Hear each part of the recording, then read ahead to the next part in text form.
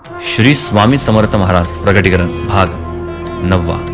मागील भागात आपण बघितल्याप्रमाणे श्री स्वामी सूत महाराज आणि त्यांचे 2 मित्र कर्जबाजारी कसे झाले हे आपण बघितलं, परंतु त्यांच्यावर श्री स्वामी समर्थ महाराजांची कृपा होणार होती, परंतु ती कोणत्या पद्धतीने आपण हे या भागात बघूया. मग श्री स्वामी सुतांच्या 2 मित्रांपैकी एक म्हणजे पंडितजी हे गोविंदजी माधवजी अशा धनाढ्य व्यापाऱ्याकडे भिक्षुकी करायची. मग गोविंदजी व्यापाऱ्याला तीर्थयात्रेत जाण्याची कल्पना सुचली.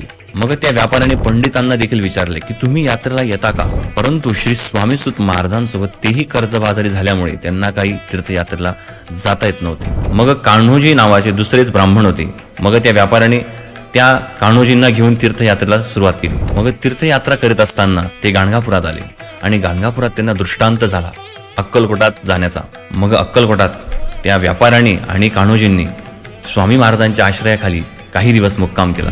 मग एक दिवस कान्होजींनी श्री स्वामी समर्थ महाराजांसमोर नैवेद्य आणला.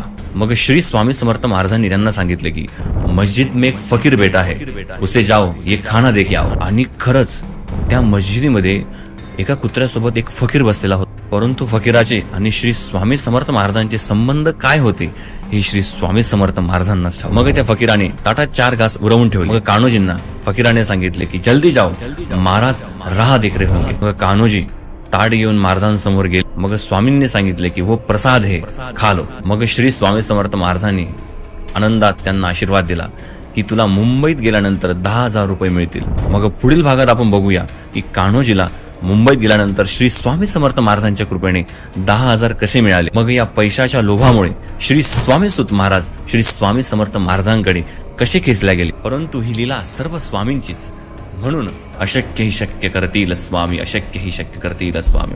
श्री स्वामी समर्थ. जय जगदंब.